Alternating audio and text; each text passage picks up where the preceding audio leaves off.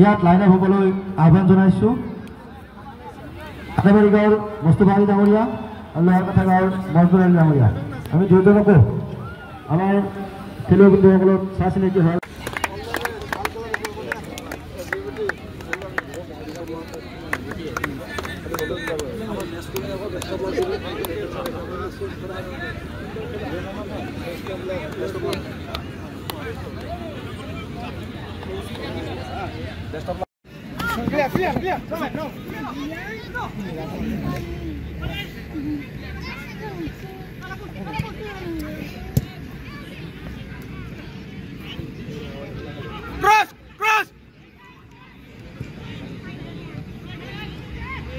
No te la pusimos en el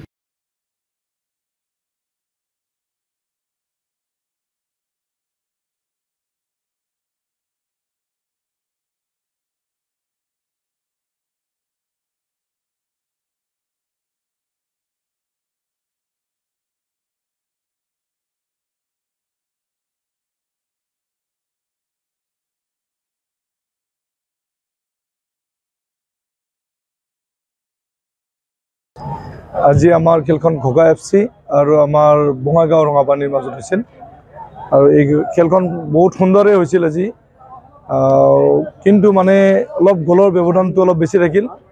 5-1 গলত ঘোগা FC জয় লাভ কৰিলে। এইটো আমাৰ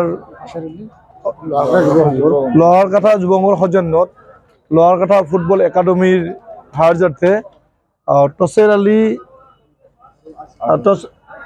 মহৰুম ফছেৰ আলী আৰু মহৰুম আজিম আলীৰ সৰণীত আমাৰ এই খেলখন হৈছিল। 10টা দলৰ অংশগ্ৰহণ হৈছিল। প্ৰাইজসমূহ আছে আমাৰ ফাৰ্ষ্ট প্ৰাইজ হ'ল আপোনাৰ 31,000 আৰু ট্ৰফি, 35,000 আৰু ট্ৰফি, আৰু ছেকেণ্ড প্ৰাইজ হ'ল আমাৰ 25,000 লগতে ট্ৰফি। আজিতো আমি ভালে পাইছোঁ, বহুত দৰ্শক আহিছে আৰু আগন্তুকো আমাৰ দৰ্শক হ'ব বুলি আমি আশাবাদী আৰু ইয়াতকৈ ভাল ভাল খেল ৰাইজে চাবলৈ পাব। লোহাৰকাটা যুৱ সংঘৰ সৌজন্যত আৰু লোহাৰকাটা ফুটবল একাডেমীৰ উদ্যোগত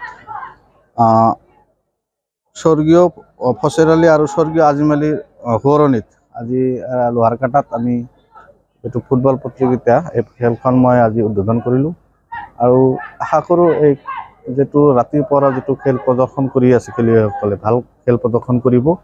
আৰু এই অঞ্চলত ৰাতিৰ ভিতৰত এই অঞ্চলত প্ৰথম ইয়াত অনুষ্ঠিত হৈছে ৰাতিৰ পোহৰত খেল, আৰু মই এই লোহাৰকাটা যুৱ সংঘৰ সকলো সদস্যক ধন্যবাদ জনাইছোঁ। তেওঁলোকৰ জৰিয়তে আমি এই অঞ্চলৰ ৰাইজে আজি ইয়াত খেল চাবলৈ মানে এটা প্ৰয়াস কৰিছে আৰু এই খেলৰ জৰিয়তে আমাৰ এই অঞ্চলত এটা প্ৰভাৱ পৰিব। আৰু আজি যি দুটা টিম ইয়াত অংশগ্ৰহণ কৰিছে সেই টিমসকলকো মোৰ ফালৰ পৰা আন্তৰিক অভিনন্দন জনাইছোঁ আৰু তেওঁলোকে যাতে আজি খেলখন ভাল প্ৰদৰ্শন কৰে।